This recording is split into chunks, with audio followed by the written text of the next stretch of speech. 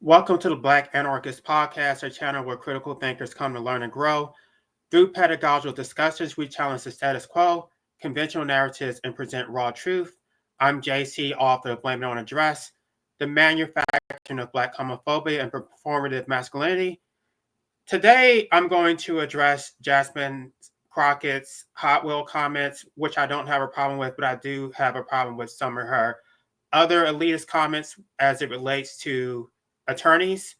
So I'm going to start out by playing this Hot Wheels clip, and then I have some commentary to give. As we in these hot ass Texas streets, honey. Y'all know we got Governor Hot Wheels down there. Come on now. And the only thing hot about him is that he is a hot mess, honey. I know a lot of people are saying that she's ableist. I absolutely do not have a problem with it, especially given his policies. Greg, I've said worse about Greg Abbott, and I'm just going to be clear. I've called Greg Abbott a dictator in a wheelchair. I called him a squinty-eyed geezer. And this is all public because I told you I've run for office. So when I was interviewed by the media, I had plenty of choice words for Greg Abbott. Greg Abbott, I don't know if y'all know this about Greg Abbott, but prior to becoming governor of Texas, he was on the Texas Supreme Court. He issued some bad opinions. Then he was the Texas Attorney General, and he bragged about how all he did all day was sit and file lawsuits against the Obama administration. So he lost most of those lawsuits, right? He cost taxpayers, I believe it was like $28 million, right? He basically used that attorney general's position as his personal platform to go against Obama. Not because it was an interest of Texas residents, but because he personally did not like Obama, and he used Texas resources to exact a personal vendetta.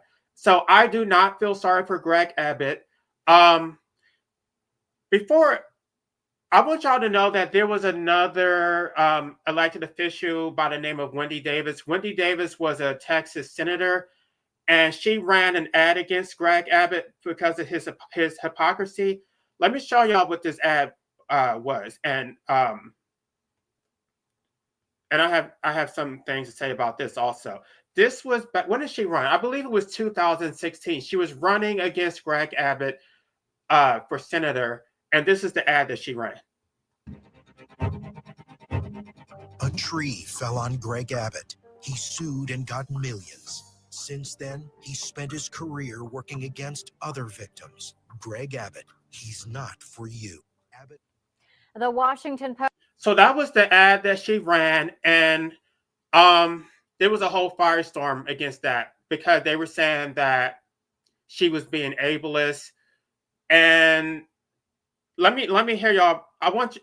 They came for her really hard, right? Before that, they were calling Wendy Davis abortion Barbie. I actually met Wendy Davis when she was campaigning, and I talked to her about these draconian law license requirements. And I wish she would have won. I did vote for her, even though I'm not usually a Democrat, because when I talked to her about the occupational law, she was already against standardized testing, right? When it came to public schools, right?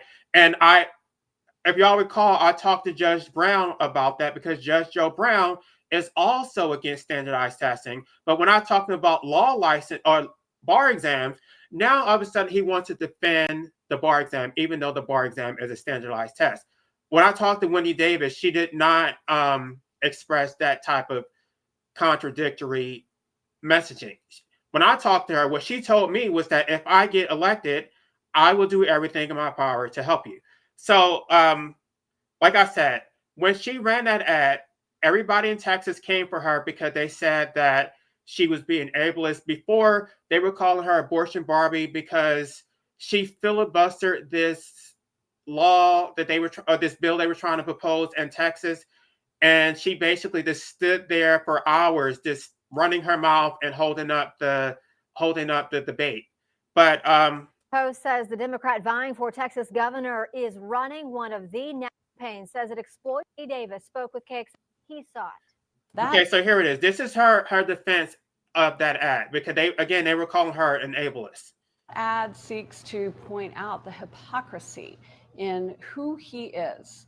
And as we have been talking in this campaign, we've been making sure to highlight for people an understanding that Greg Abbott has been in court fighting against 600 school districts to keep our schools from being funded. He's been in court fighting to defend what has now been twice called by a federal court an intentionally discriminatory voter ID law. He has been in court fighting against marriage equality, even though states across this country are moving forward in a different direction in that way. And he's been fighting in court against making sure that people have the same kind of compensatory relief that he had. And I think it is a responsibility during a campaign for people to understand who it is that these candidates are that are asking for the privilege of serving them as their next governor. Okay, so just to let y'all know, after Wendy Davis ran that ad, not only did she lose her race for governor, but she also was defeated and when she ran for re-election as a state senator. So what we know about Greg Abbott is that a tree fell on him and he was paralyzed. And then he got a large lump sum, which was millions. And from what I saw online, he still receives $500,000 annually in payments. So he's going to get payments for the rest of his life. But after he got what he was trying to get, then he pushed for tort reform so that other people would have a cap. So I believe there's like a $300,000 cap on torts in Texas because of Greg Abbott. I actually do have my personal dealings with both Greg Abbott and Ken Paxton. They personally screwed me over. I don't want to talk about that because they have come after me personally, and I don't really want to draw that kind of attention to me. But they have made my life a living hell. Both of them, Ken Paxton and Greg Abbott, and I would add the Supreme Court of Texas too. But so with that being said, I do not have a problem with Jasmine Crockett's Hot Wheel comment because he doesn't have any empathy for anybody else. By the way, Greg Abbott's wife is actually a Latino immigrant. So, I mean, I just think that's completely contradictory that your wife is a Mexican immigrant and here you are, I don't know, trying to, I mean, I get it. I live in a border state and it is a drain on our resources and there's a lot of flooding going on. But I guess the contradiction is if you're so pro-American, can you find an American wife, a native-born American wife? It just doesn't make sense. But basically, if Greg Abbott's policies were implemented prior to his administration, or I guess when that tree fell, he would not have the wife that he has. So he is a complete hypocrite. And I don't care that he's in a wheelchair. I think Greg Abbott is using the fact that he is paralyzed. He's weaponizing that to silence any critiques. So let's get back to Jasmine Crockett. So I don't have a problem with that comment, but I do have a problem with some of these other comments. So here's the first one. First of all, let me apologize because that was uncalled for. So let me do what she would never do, which is to be an adult in this room or in this chamber. So let me start there. I'm also going to start with some nonsense that she was trying to spew. And unlike Ms. Boebert, I am legally trained and I've passed a few bar exams. Our definition of— Okay, so that's the first comment. And it is dumbfounding sometimes to me when I think about the fact that our governor actually does have a law license. Listen, this isn't— That's the second comment. I can say that the American people are tired of us bringing a butter knife to a real fight, a real war. And the reality is that, you know, a lot of my colleagues, even if they are lawyers, they've never practiced law. They've never actually been in a courtroom, something that you've done before. And Okay, so we have a problem here. Jasmine Crockett seems to be an elitist, right? And there are more examples. I didn't find all the clips, but every time I turn around, Jasmine Crockett is constantly bragging about the fact that she is a licensed attorney, the fact that she has passed a few bar exams. Meanwhile, there have been tens of thousands of Black law graduates who have never obtained a law license, who have been systematically kept out of the practice of law through these occupational license requirements, which are completely draconian, which have absolutely nothing to do with competency to practice law. And she said absolutely nothing about it. So I personally, I think it's a slap in the face for her to sit up here and constantly brag about the fact that she's a licensed attorney. We are guaranteed a government of men, not a government of attorneys. So the fact, especially in the House, because the House is supposed to be the people's chamber, right? It's supposed to be the common man representing everyday Americans. We're not supposed to have a bunch of elitists running the House. And actually, I would argue that it's actually a conflict of interest and that it violates the separation of powers because attorneys are licensed by the judiciary. They are officers of the court. They are judicial actors. They are. It is a public office to be an attorney. It's not a private enterprise. I have case law to substantiate that. And so if you are exercising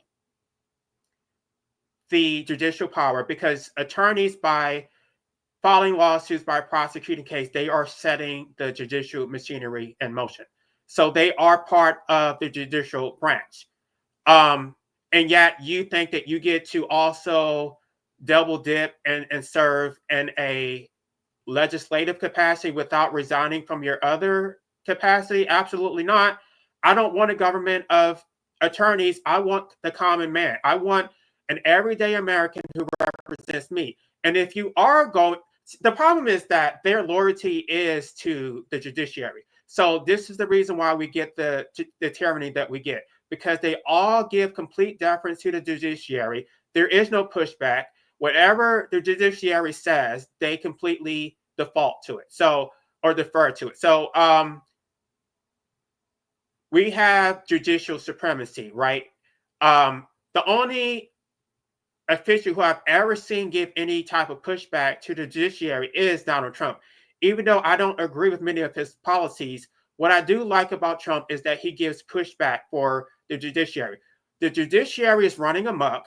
They have way too much power, especially at the state level, because they create all of these judicial rules which have legal effect, the same effect as actual statutes. Without, there has to be a case or controversy in order for the judiciary to have power. They don't just create rules that affect procedural matters, but also substantive rights. And because the judiciary's interpretation of the Constitution is they have the final say, there is no way to check them. Brutus wrote in the Feller's Papers about how if the judiciary obtains so much power, there is no way to check them. So with judicial review, they have the final say on the interpretation of the Constitution. So they can create all these rules, right? And what they said in all states actually is that they have the inherent authority to regulate the practice of law. This is nowhere in any state constitution, and it's also being done by the District of Columbia because what is that called? The Court of Appeals actually runs their law licensing program or scheme, and they're also saying that they have inherent power, authority to regulate the practice of law. But the problem with the DC Court of Appeals doing that is that we have the Ninth Amendment, which actually says that power is not given to the states that are not enumerated or actually reserved by the people. So we don't have the Ninth Amendment. At least it hasn't been incorporated to apply to the states. I think that it should be incorporated, but it definitely is incorporated to apply to the DC Court of Appeals. So courts cannot exercise authority that is inherent. You can't just assume some authority that isn't enumerated in the Constitution. But because Jasmine Crockett is an elitist attorney who is going to defer to the judiciary, Jasmine Crockett is not going to push back for it. And I told y'all that Jasmine Crockett is the future of the Democratic Party. And I'm not saying that I necessarily agree with her policies. I actually would agree. I actually don't agree with most of her policies, but especially when it comes to things like COVID, because she's pro-vaccination, pro-mask. She's on board with all of it. But she is the future because of her messaging, because she is so well liked, because she is pushing back against Republicans and she's calling them out. So people like the sound bites, right? She comes, what was that? Bad Bill.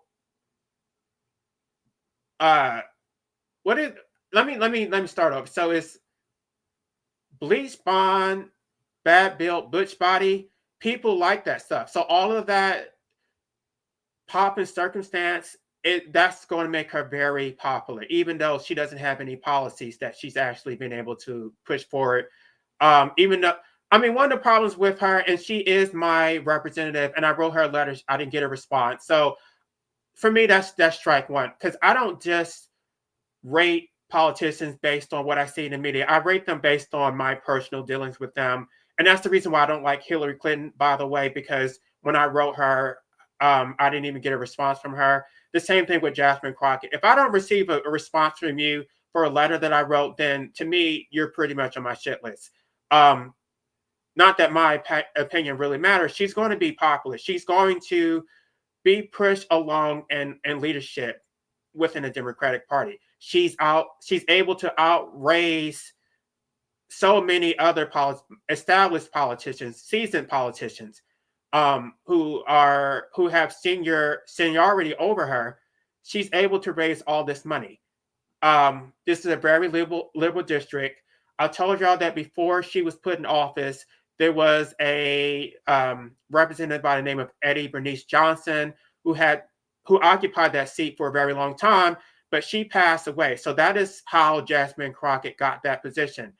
I'm going to tag Jasmine Crockett in this video, by the way, mainly because I don't like her elitist viewpoint when it comes to attorneys.